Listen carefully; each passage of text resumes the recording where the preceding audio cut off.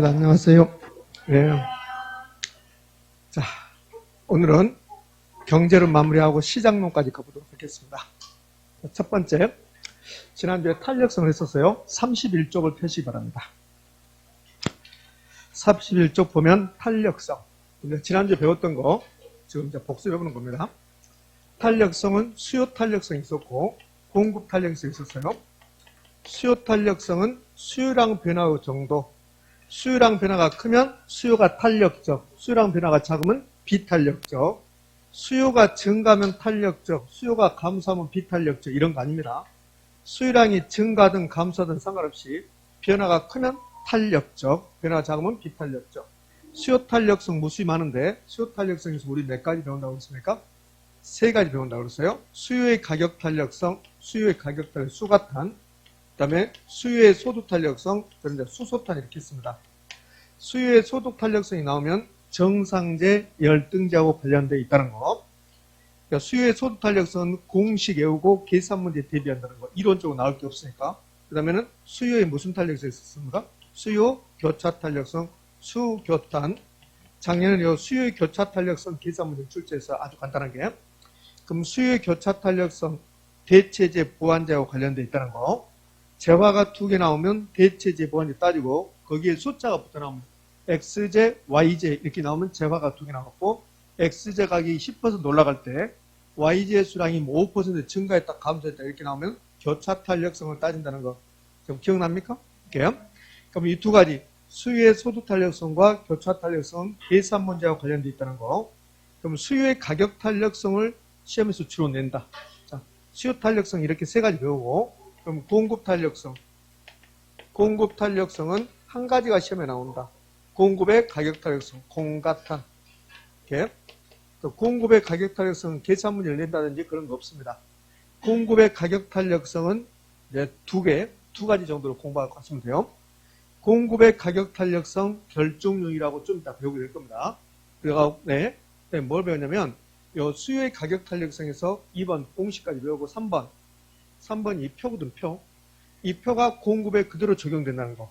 그럼 공급의 가격 탄력성은 이 표하고 그다음에 공급의 가격 탄력성 결정률이라는 게 있어요. 공급의 가격 탄력성 결정률. 여기 가면 여기 있습니다. 이거 이렇게 딱 두 가지 냅니다. 뭐 공식 이런 거 내지 않아요. 자, 그러면 수요의 가격 탄력성에서 주로 시험은 이론적으로 낸다고 했으니까 수요의 가격 탄력성에서 계산 문제 포함해서 6가지 배운다고 했습니다. 첫 번째 개념, 두 번째 공식까지 공부됐고, 그 다음에 이거요. 이 표, 수요의 가격 탄력성과 수요 곡선 형태, 이게 이제 공부가 됐어, 지난주에.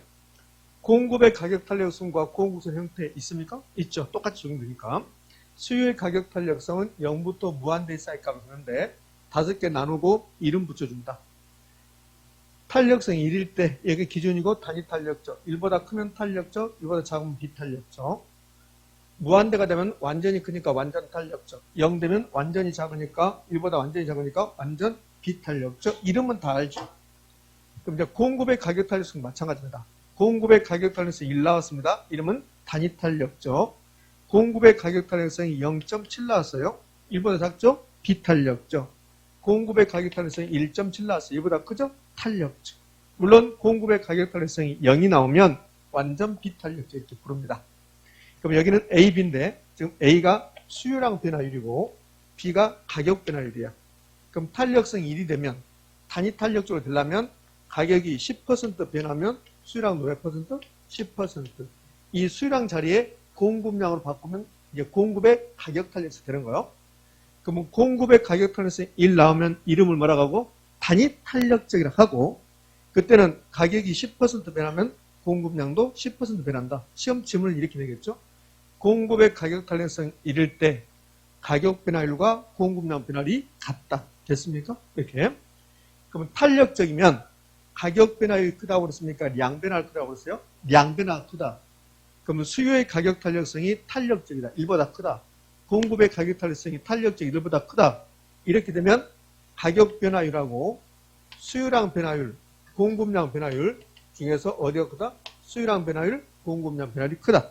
그 비탄력적은 반대겠지. 비탄력적이면 수요량, 공급량 변화율보다 가격 변화율이 크다.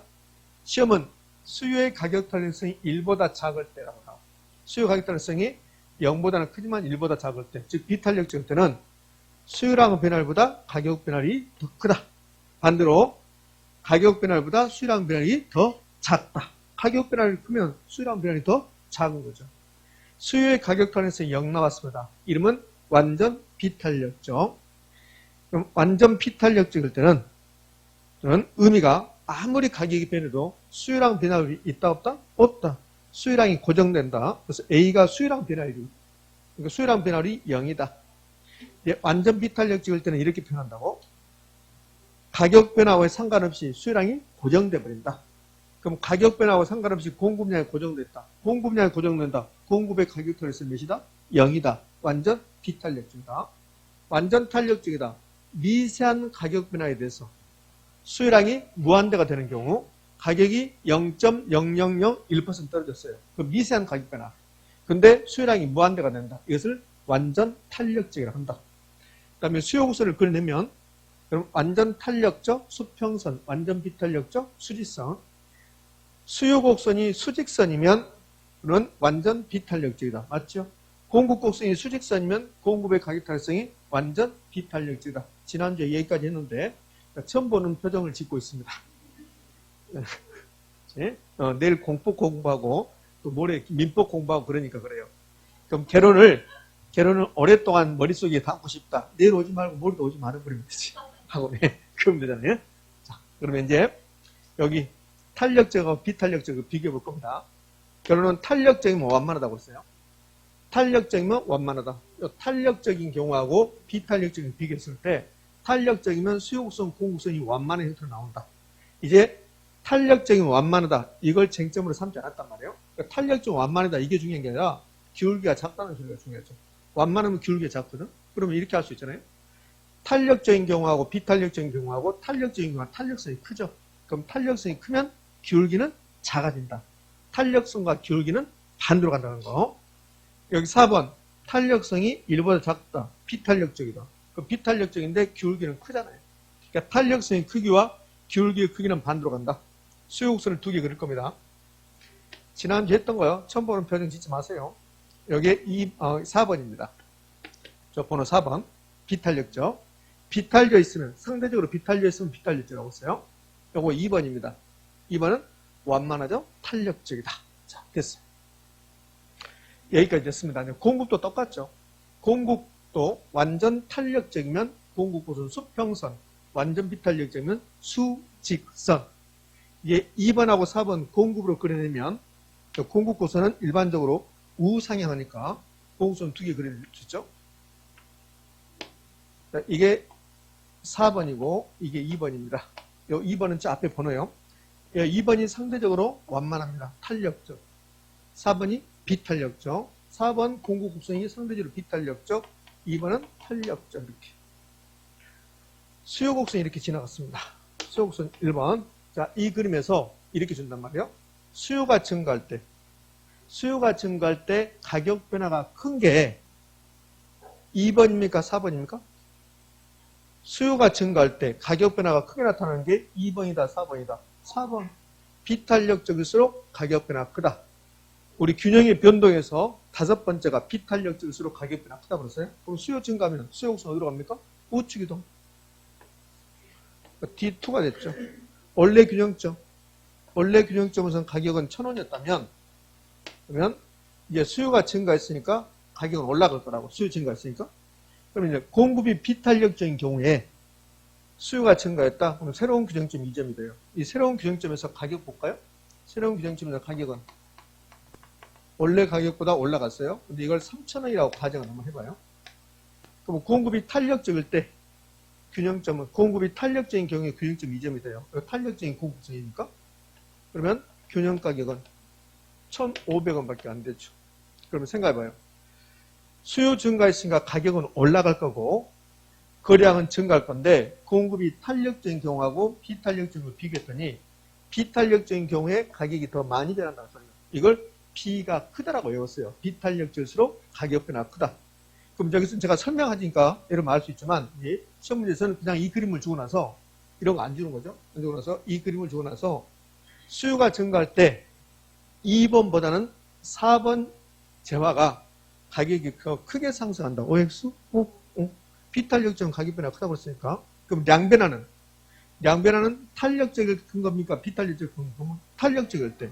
여기가 이제 원래 균형 거래량 100개 있습니다.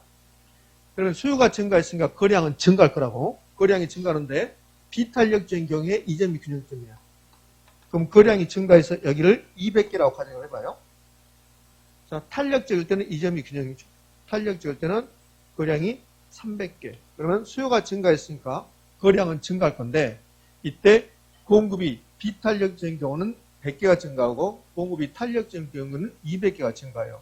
그러면 수요가 증가하면 가격은 상승하고 거래량은 증가하는데 어느 경우에 가격이 많이 올라가는가? 공급이 비탄력적일 때. 거래량은 어느 경우에 거래량이 많이 되는가? 공급이 탄력적일 때. 시험은 거래량 변화를 물어본 게 아니라 가격 변화를 물어보니까 비탄력적일 때 가격 변화가 크다. 됐죠? 됐습니다. 자, 이 표가 이제 됐어요. 지난주 여기까지 됐습니다. 그럼 지난주에 됐으니까 이제 네 번째 수요의 가격 탄력성에서 네 번째가 수요의 가격 탄력성 결정 요인이야. 자, 굳이 써보면 수가탄은 매우 중요하니까 수가탄의 첫 번째 개념 배웠어요. 개념. 뭐 개념이 시험에 나오지는 않을 것 같고 공식 배웠습니다. 세 번째가 이거잖아요. 이거 표, 이 표를 배웠어요. 네 번째가 수요의 가격 탄력성 결정 요인. 수가탄 결정 요인 또는 수요의 가격 탄력성에 영향을 미치는 요인 그래요. 이 결정 요인이라고 나오면 무수히 많다고 그랬어요. 그러니까 무수히 많은 것은 외우는 게 아니라겠어요. 예, 의미를 생각해야지. 그리고 나서 다섯 번째가 수가탄과 수요의 가격 탄력성과 기업의 총수입의 관계. 기업의 총수입의 관계 이런 게 있습니다. 이 다섯 가지가 끝나고 나면 수요의 가격 탄력성이 끝나는 거예요. 계산 문제 빼고. 그럼 이제 네 번째, 수요의 가격 탄력성 결정 요인. 여기서부터 이제 공부 시작한 거 오늘. 책 페이지 수는 32쪽 하면 수요의 가격 탄력성 결정 요인이라고 나와요. 자, 32쪽 갑니다.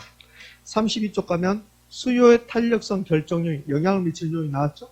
이건 이제 암기사항이 되는 거예요. 무수히 많아요. 10가지를 제가 쭉 제시했지만 10가지만 있는 게 아니라 더 많습니다. 근데 중요한 것은 용세 대지는 탄력적이다. 이것만 기억하시면 돼요. 수요 탄력성 결정 요인. 그러면 어떤 재화의 가격이 떨어졌다 이거예요. 재화의 가격이 떨어졌다. 그럼 가격이 떨어지면 수요량은 증가할까 감소할까? 증가하겠죠. 증가하는데 이게 증가할 건데 수요량이 이렇게 조금 증가하는 경우하고 그렇게 많이 증가하는 경우. 이 많이 증가하는 경우가 탄력적이라는 소리예요. 가격이 떨어지면 어떤 재화의 수요량은 증가할 것이다. 그런데 수요량이 많이 증가하면 그것은 탄력적인 거고 수요량이 조금 증가하면 비탄력적이 되는 거고 수요량 변화가 전혀 없으면 가격이 떨어져도 수요량이 변화가 없다. 수요량이 불변이다. 이렇게 되면 완전 비탄력적이 되는 거고 그러니까 여기는 이런 사항이 주어지면 용도가 다양하고 용도가 영리하다. 이렇게 되면 수요량 변화가 큰가 작은가 보면 돼요. 공법상 규제가 완화됐다. 그럼 수요량 변화가 커질까 작아질까? 공법상 규제가 강화되면 수요량 변화가 커질까 작아질까? 탄력성을 측정하는 기간이 이걸 또 관찰 기간이라고 해요. 관찰 기간이 길어지면 그러면 수요량 변화가 클까 작을까? 단기 짧은 기간은 수요량 변화가 클까 작을까? 수요량 변화가 커졌다 그러면 탄력적이 되는 거고 수요량 변화가 크지 않다 그러면 비탄력적으로 되는 거고 자 그거 하겠다는 소리예요. 근데 이해 안 되면 지금 제가 몇 가지 설명하겠지만 이해 안 되면 용세대주는 탄력적이다. 용도가 다양하고 용도되는 영이 할수록 탄력적이다. 세분할수록 탄력적이다. 그냥 그렇게 나와요. 여러분에게 의미를 물어보잖아요. 그러면 7번 봐요. 왜 세분할수록 탄력적입니까? 안 물어봐요. 안 물어보고 시장을 세분할수록 탄력적이다. 여기 가로에 재화의 범위를 적게 정해서 이 정도까지는 안 나오고 세분할수록 탄력적이다. 그럼 이렇게 낼 수 있잖아요. 부동산을 용도별, 종류별로 세분할수록 탄력적이다. 이렇게. 일자의 동그라미에 주자의 동그라미 가야 됩니다. 동그라미 잘못됐어요. 주거용 분산이 상업용, 공업용보다 탄력적이다. 용, 세, 그 다음에 대체제. 요 대체제 가장 중요해요. 대체제가 많을수록 탄력제다. 그 다음에 주거용 탄력제다. 용세대지는 탄력제다. 그러면 끝나요. 일단 제가 의미를 이야기하기 전에 여러분 암기상이니까 용도가 다양하고 용도가 영위할수록 탄력적. 그 다음에는요. 대체제가 많을수록 탄력적이에요. 그럼 대체제가 많으면 탄력적으로 되면 그럼 수요 곡선은 완만할까 급경사일까? 완만. 탄력적이면 완만 되겠으니까. 그럼 대치제가 많을수록 탄력적이면 대치제가 감소하면 탄력적, 비탄력적? 비탄력적. 계속 대치제가 많을수록 탄력적 내다가 대치제가 많을수록 탄력적 내다가 30회 때 그럼 대치제가 감소하면 대치제가 작아지면 수요는 탄력적일까 비탄력적일까? 비탄력적. 비탄력적이다. 수요가 비탄력적이다. 탄력성이 작아진다. 이렇게 하는 거예요. 자, 다 끝났잖아요. 용세대중 탄력적이다. 그러면 왜 용도가 다양하고 용도전에 영위하면 탄력적일까? 어떤 제하의 가격이 떨어져요. 근데 그 제하의 용도가 하나밖에 없다면 하나의 용도로만 수요량이 증가해요. 근데 용도가 10가지라면 10가지 용도로 수요가 증가하겠죠. 그럼 용도가 다양하면 수요량 변화가 커질까 작아질까? 커지는 거죠. 그래서 용도가 다양할수록 탄력적입니다. 2번은 잘 안 나와요. 개별 수요, 비탄력적, 시장 수요 탄력적인데 개별 수요는 여러분의 수요, 저의 수요가 개별 수요입니다. 사과 가격이 떨어지면 사과 수요량은 증가할까 감소할까? 증가. 여러분 10개 증가시킬 거라고? 저도 10개 증가시키는 거야? 그럼 개별 수요자는 10개씩 증가하는 거야. 그럼 개별 수요자가 3명 있으면 한 사람당 10개씩 증가시키는 거야. 시장 수요는 이 3개를 더한 거야. 그러면 30개가 변한다고. 그럼 똑같은 가격 변화에 대해서 개별 수요는 10개씩밖에 변하지 않지만 시장 수요는 전부 다 합친 게 몇 개면서 30개. 그러니까 시장 전체 변화가 더 커지는 거지. 그래서 시장이 탄력적입니다. 이건 안 냈어요. 탄력성을 측정하는 기간, 이걸 관찰기간이라고 했어요. 관찰기간. 어떤 제의 가격이 떨어져요. 떨어지면 수요량은 증가할 건데, 근데 이 수요량이 증가하는 것을 관찰해봐요. 하루 동안만 관찰했어요. 짧은 기간이죠? 그럼 수요량 변화가 크잖아요. 그럼 3일, 4일 이렇게 관찰 기간이 길어질수록 수요량 변화가 커지죠? 탄력적입니다. 그래서 장기가 탄력적이야.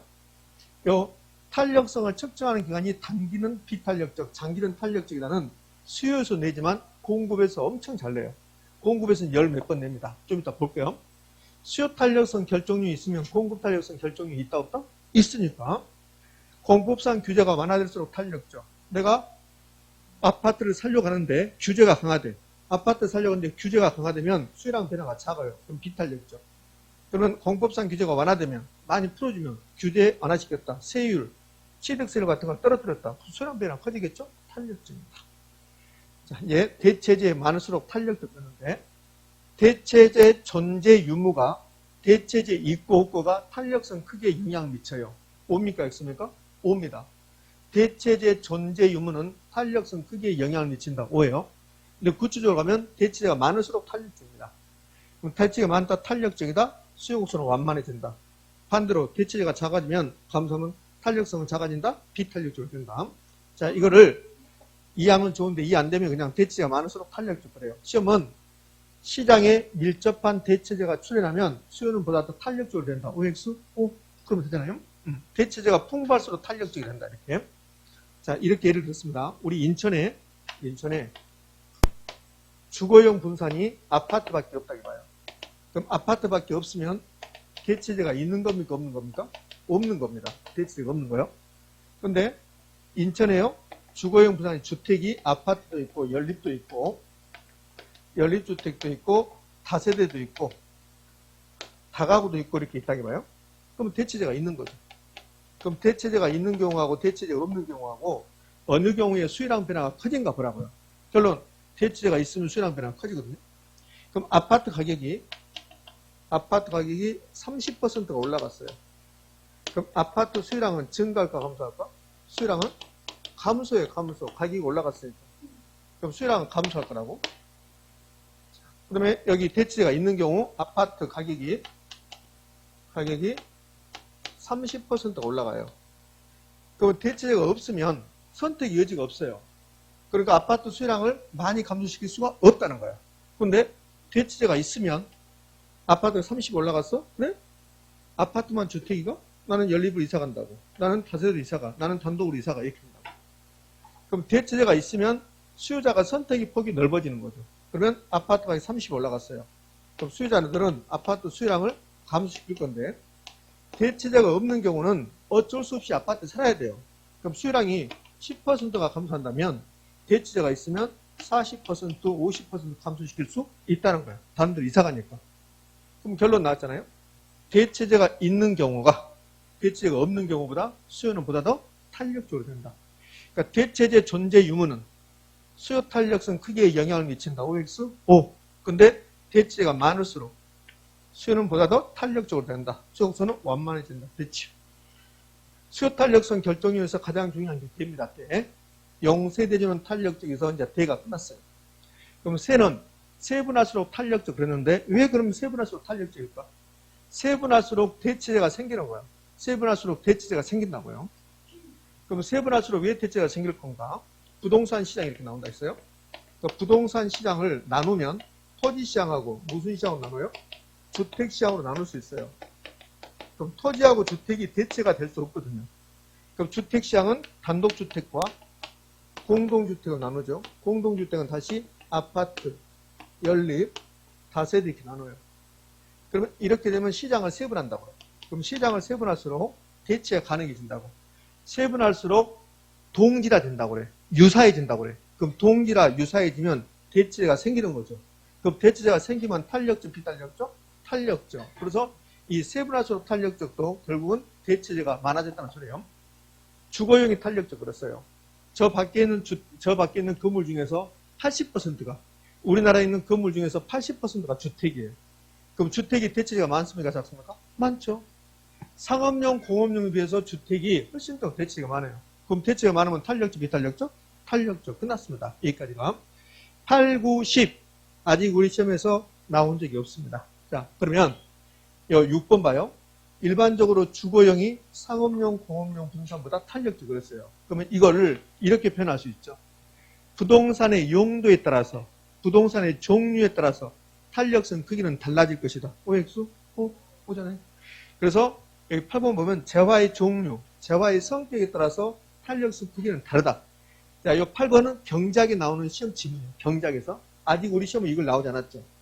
그럼 8번하고 6번하고 묶으면 이렇게 할 수 있죠. 부동산의 종류, 부동산의 용도에 따라서 탄력성 크기는 달라질 수 있다. 됐죠. 이렇게. 자, 9번은 8, 9, 10은 나온 적이 없다고 그랬어요. 그러니까 9번은 비싸면 탄력적이야. 비싸면. 이 9번은 경제학심에서 잘 나와요.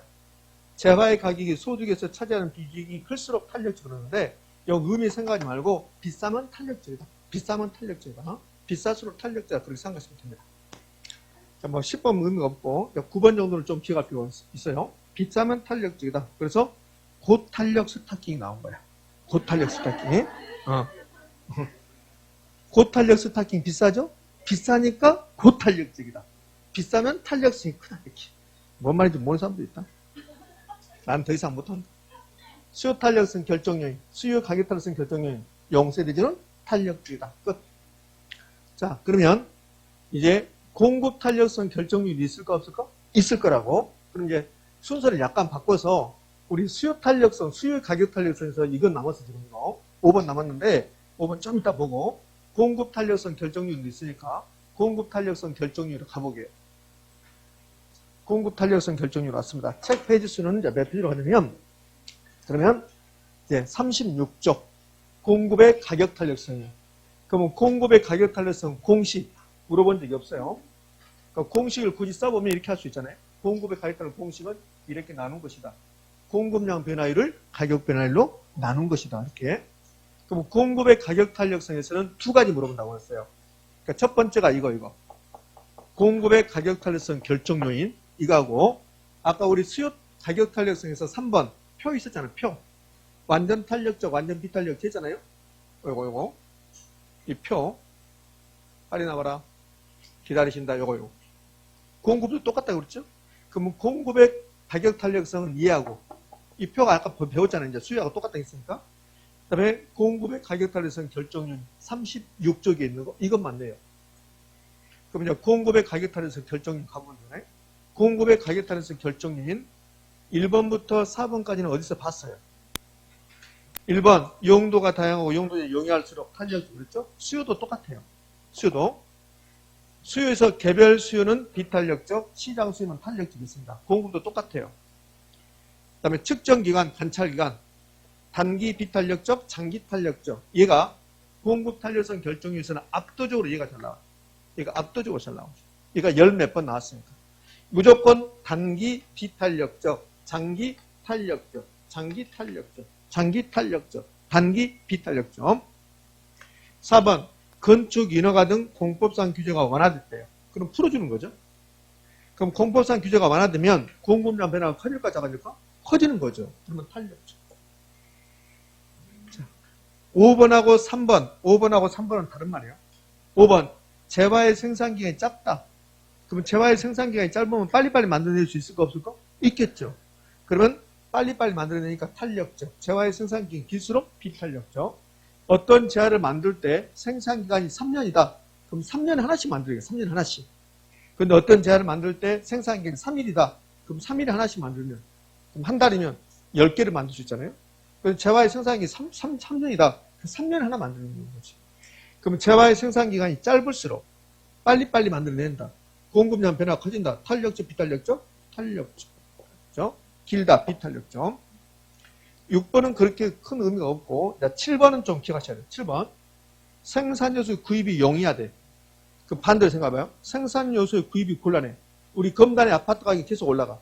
검단의 아파트 가격이 계속 올라가는데, 그럼 아파트 공급량을 증가시키겠죠. 그때 생산요소 구입이 곤란한 거야. 그럼 아파트 공급량을 증가시키는 생산요소가 뭐가 있을까? 택지, 건설 노동자, 건축자재, 이거 구하기가 곤란해요. 그럼 공급량을 크게 증가시킬 수 있을까 없을까? 없죠. 그럼 생산요소 구입이 곤란하면 공급은 비탄력적. 생산요소 구입이 용이하면 공급은 탄력적. 생산기술이 빨리빨리 발달을 해요. 생산기술 진보가 빠를수록 낮은 생산비로 빨리빨리 만들어낼 수 있죠. 그럼 탄력적, 비탄력적? 탄력적. 자, 8번, 9번도 큰 의미가 없습니다. 자, 9번 정도 한번 볼까요? 중고주택 공급하고 신규주택 공급 중에서 중고주택 공급이 훨씬 더 탄력적이야. 신규주택 공급은 비탄력적이다. 그러면 신규주택 공급은 뭘까? 우리 검단에 아파트 가격이 올라가요. 그럼 아파트 가격이 올라가면 아파트 공급량은 증가 감소? 증가야. 증가하는데 현대건설에서 신규로 주택을 공급한다. 신규로 주택. 그럼 현대건설에서 신규주택 공급하려면 택지 구입해야 되죠? 택지 기초작업 해야 되죠? 거기다 아파트 건설할 때 6개월 걸리죠? 그럼 최소한 신규주택 공급 6개월 걸려요. 그럼 중고주택 공급은 뭐냐면 여러분이 살고 있는 아파트 판다고 중개업소에 전화하는 거. 그게 중고주택 공급이야. 그럼 중고주택 공급은 단축 다이얼 10번만 누르면 돼. 10번. 10번이 지금 중개업소에 있는 거야. 중개업소. 10번 눌러서 사장님 저기 어디 아파트 저 아파트 아시죠? 그러면 예, 거기 2개 있잖아요. 그게 다 2개 다 팔게요. 이렇게 하는 순간 공급되는 거지. 그러면 부동산 가격이 주택 가격이 올라갈 때 공급량 변화를 빨리빨리 할 수 있는 게 신규주택 공급입니까? 중고주택 공급입니까? 중고주택 공급이에요. 그러니까 신규주택 공급은 비탄력적이 상대적으로 됐어요. 이게 공급의 가격 탄력성에서 우리가 공부하려는 겁니다.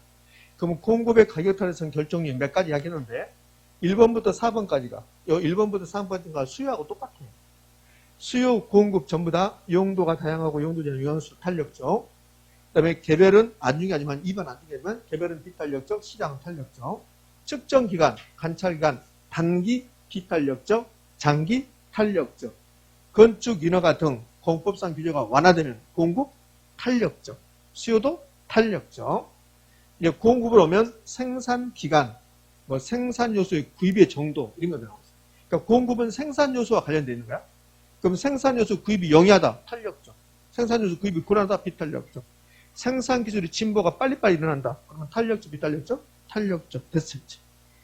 그럼 공급의 가격 탄력성 끝나고 이제 수요의 가격 탄력성 다시 가요. 그럼 수요의 가격 탄력성에서 마지막 이것만 공부를 하면 그럼 이제 수요의 가격 탄력성이 이제 마무리되는 거예요. 자, 수요의 가격 탄력성으로 가볼 겁니다. 수요의 가격 탄력성. 그래서 이제 마지막 여기 수요의 가격 탄력성과 기업의 총수비 관계 이거를 처음에 공부할 때 빨리 이해하시는 분이 있는가 하면 전혀 이해가 안 되시는 분이 있어요. 전혀 이해 안 되시는 분은 일부러 이해를 안 하려고 노력을 하는 것 같아요. 어려운 거 없어요. 이게 제가 설명을 하면 그러면 막 숫자 대입해서 설명을 하면 그때는 약간 어려워하더라고요. 이게 왜 탄력성에 대해서 정확히 모르니까. 근데 그거 몰라도 문제는 맞출 수 있어요. 제가 좀 이따 약간 증명이 보이겠지만 그 증명이 어려우면 하지 말고 그냥 요거 외우시면 돼. 그냥 여기에 자주 나오는 게 아니라 한 3년에 한 번꼴로 단독문제 낸 적도 없어요. 지문 준다고 지문. 그러면 타이틀 봐봐요. 수요의 가격 탄력성과 기업의 총수입의 관계. 이 말은 수요의 가격 탄력성의 크기에 따라서 기업의 총수입이 달라진다는 거야. 수요의 가격 탄력성, 이 5개로 나눠서 봤잖아요. 수요의 가격 탄력성 이렇게 5개 나눠서 봤잖아요. 이거 나눠서 본 이유가 있단 말이에요. 이유가. 이렇게 탄력적이냐 비탄력적이냐에 따라서 어떤 효과가 달라진다는 거야. 그러면 탄력적이냐 비탄력적일 때 여기 탄력성의 크기에 따라서 가격을 올렸을 때 수입이 증가하는 경우도 있고 수입이 감소하는 경우도 있다는 거야. 그거 하겠다는 소리예요. 그게 타이틀이 이제 5번이에요. 5번. 5번 보면 수요의 가격 탄력성과 기업이 공급자죠. 기업의 총수입의 관계. 근데 여 위에 타이틀은 경제학 책의 타이틀이고 우리 부동산학 개론에서는 대부분요 밑에 타이틀로 나와. 가로 타이틀.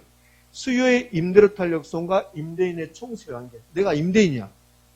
그러면 수요의 임대료 탄력성 크기에 따라서 내가 임대료를 올리거나 임대료를 하락시켰을 때 내 수입이 달라진다는 소리예요. 그런데 비탄력적인 경우에 비탄력적인 경우에 가격을 임대료를 올렸더니 수입이 증가하다는 소리야. 비탄력적일 때 가격을 떨어뜨리면 수입이 감소한다는 소리야. 그러면 비탄력적인 경우와 탄력적인 경우를 반대로 생각해야 돼. 탄력적인 경우에 가격을 올리면 수입은 감소한다는 소리야. 그러니까 탄력성 자체가 여러분들 정확하게 머리에 입력이 되지 않았다고 사실은. 그러니까 그렇게 정확하게 입력할 필요도 없어 사실은. 시험에 몇 개 나오면 거기에 맞춰서 공부하면 되는 거지 전부 다 할 수는 없으니까. 그럼 시험에 이렇게 나온단 말이에요. 봐요. 비탄력적인 경우라고 안 나와. 비탄력적인 거 어떤 경우야? 탄력성 1보다 작은 경우. 시험은 탄력성 1보다 작을 때 가격을 떨어뜨리면 수입은 오히려 감소한다. OX? 그럼 된다고. 그러면 비탄력적일 때 가격 움직이는 방향과 총수입 움직이는 방향이 같은 방향으로 가고 있다는 소리야. 선생님 그게 무슨 말? 비탄력적일 때 가격 올렸잖아. 수입도 증가한다는 거야. 선생님 왜 그러는데 증명 안 함. 증명하는 순간 여러분들은 뭐 하자는 건가 그래. 숫자 대입해서 증명할 거니까 증명 안 한다고 그냥 증명하지 않을 거니까 비탄력적인 경우에 이렇게 안 나와 시험은. 그럼 비탄력적 안 나오면 뭐라 한다? 탄력성 1보다 작을 때 가격 올리면 총수입 증가. 그러면 탄력적일 때 가격 올리면 총수입이 감소한다는 거예요. 그럼 비탄력적일 때 가격과 총수입이 같은 방향으로 간다. 그것만 기억하시면 돼. 그럼 탄력적일 때는 반대로 간다. 그러면 끝나잖아요. 자, 그럼 봐봐요. 제가 이렇게 했어요. B는 같은 방향이라고. 그러니까 수요의 가격 탄력성과 기업의 총수입의 관계. 그러면 머릿속에 B는 같은 방향이 있으면 돼. B는 같은 방향이 무슨 뜻이야? B가 비탄력적일 때 가격과 총수입이 같은 방향으로 간다는 소리야. 그럼 탄력적일 때는 반대로 가는 거야. 탄력적일 때 가격 올렸어요. 수입은 감소해. 그럼 왜 탄력적일 때 가격 올리면 총수입이 감소하냐면 탄력적이란 말은 내가 가격을 10% 올리면 수요량은 50% 감소한다는 소리야. 수요량 변화가 커버린다는 소리야. 탄력적이다. 너 가격 올렸지. 우리는 수요량을 확 감소시킬 거야. 그러니까 탄력적일 때 가격 올리면 수요자들이 수요량을 확 줄여버려. 그럼 수요량을 줄이면 수입은 뭐요? 감소하는 거지. 그럼 가격을 떨어뜨려. 탄력적일 때 가격 떨어뜨리면 많이 사준다는 소리야. 내 물건은 수요량이 확 증가한다는 소리야. 그러면 수입은 증가하는 거죠. 그럼 결국은 탄력적인 경우, 물론 탄력질이 안 나와요. 그럼 뭐라고 나올까? 탄력성이 1보다 작은 경우로 나와요. 이때는 가격과 수입이 반대로 간다는 거야. 이걸 기억할 필요 없어요. 그럼 1번 기억하면 되지. 비탄력적일 때 가격과 총수입이 같은 방향으로 움직인다. 자, 그럼 봐요. 3번처럼 나올 거니까 수요의 임대료 탄력성이 물론 이 비탄력질이 안 나오죠. 1보다 작을 때 임대료가 상승하면 임대료 수입은 증가. 이게 어렵냐고 이게. 이게 어려운데 이걸 갖고 그렇게 힘들어하셔. 이게 뭐가 어려워 이게. 난 도저히 이해가 안 돼. 공법 굴뚝 3회 때 이상 허가받아라. 이것보다 훨씬 쉽다. 비징의사표시보다 훨씬 더 쉽지. 통정의 허위표시보다는 훨씬 더 쉽지. 뭐 어려워 이게. 자, 정의. 수요의 가격 탄력성과 임대인의 총수의 관계 나오면 비탄력적일 때 임대료와 총수이 같은 방향으로 가고 있다. 그럼 끝. 근데 비탄력적 나오니까 탄력성 1보다 작을 때 나온다. 탄력성 1보다 작을 때라 나온다. 탄력성 1보다 작을 때라 나온다. 그러면 이제 1번도 내고 2번도 냈단 말이야. 그럼 이제 세 번째. 선생님 그러면 이런 경우는 탄력성이 1일 때 단위 탄력적인데 이게 이제 30회 때 냈단 말이야. 30회 내고 31회 때 32회 때 출제하지 않았고 그러면 단위 탄력적이라고 안 나오고 탄력성 1일 때라 나온다고. 그럼 탄력성 1이면 가격이 상승하든 가격이 하락하든 총수입 불변이 나와요. 총수입 불변. 단위 탄력적이다. 그러면 총수입 불변. 단위 탄력적이다. 총수입 불변. 됐습니까? 왜 그럴까? 증명이 보일 텐데 증명이 이해 안 되면 이해하지 말라고. 괜히 증명해서 그 스트레스 받지 말고 여러분 또 암기 좋아하잖아. 암기 좋아하니까 또 앞머리 따서 암기하는 게 좋으니까 또 이렇게 하면 되겠네. 단, 총, 불 그러면 되겠네. 앞머리 따서 좋아하잖아. 엄청 좋아하네.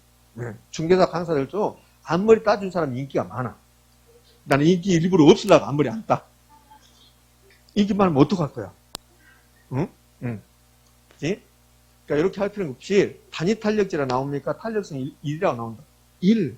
단위 탄력적이다, 탄력적이다, 비탄력적 안 나온다고. 탄력성 1보다 클 때, 2보다 작을 때 단위 탄력. 오늘 이거라도 알고 가자. 하나라도. 왔는데 뭘 배웠는지 하나도 몰라. 집에 가면 학원 갔다 왔다 그걸로 끝나. 아무것도 몰라. 뭘 배웠는가. 그럼 오늘 다 펴불고 요거라도 하나만 다. 요거 하나라도. 자, 탄력성이 1일 때, 단위 탄력적일 때, 1일 때 가격을 올리든 가격을 떨어뜨리든 기업의 수익은 변화가 있다 없다? 없다. 그럼 됐어요. 이제 다 끝내서 오늘 수업 끝. 하나 말고 하면 되니까. 그렇지. 자, 단위 탄력 찍을 때, 탄력성 1일 때 총수입 불변이다. 왜 그런가 한번 설명을 해볼게요. 이제 탄력성의 개념을 이제 알아야 되겠죠. 그러면 어떤 제아의 가격이 20이 올라갔어요. 20%가. 그럼 20% 올라가면 수요량은 증가한대요, 감소한대요? 수요량은 감소하죠. 가격이 올라갔으니까 수요량이 20% 감소하는 거야. 여기까지는 따라와요. 근데 이제 총 수입으로 가자고. 총 수입으로. 수입을 가자고. 내가 파는 물건의 가격이 올라가. 내가 파는 물건의 가격이 올라가면 나의 수입은 증가 감소. 증가. 내가 파는 물건의 가격이 올라가니까 수입이 증가해요. 그런데 내가 파는 물건의 수요량이 감소해요. 그럼 내 수입은 증가 감소. 감소. 그럼 이렇게 되잖아. 가격만 보면 내 수요량을 증가시키는데 수요량은 내 수입을 감소시키는 거야. 근데 가격이 20이 올라가니까 내 수입이 20이 증가하는 거야. 수요량이 20이 감소하니까 내 수입이 20이 감소하는 거야. 그럼 20이 증가했다가 20이 빠지면 수입 증가하고 수입 감소가 똑같으면 내 수입은 변화가 있다 없다? 없다. 그러니까 총수입 불변이다. 선생님 모르겠다. 이해하지 마요.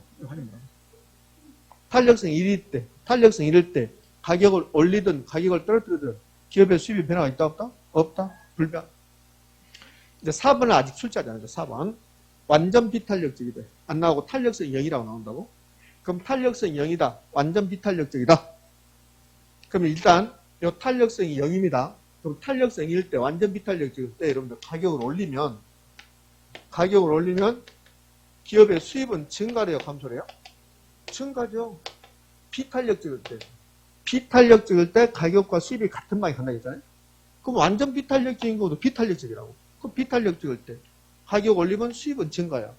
근데 완전 비탄력적일 때는 어떤 특징이냐면 가격을 10% 올라가면 수입도 10%가 올라간다는 거예요. 이런 특징이 있다고. 그러니까 완전 비탄력적일 때는 가격 변화한 만큼 수입이 증가하는 거예요. 가격이 10이 상승하면 수입은 10이 증가하는 거야. 가격이 10이 하락하면 수입도 10이 감소하는 거야. 그러니까 완전 비탄력적일 때는 가격 변화율하고 총 수입 변화율이 같아버린 거야.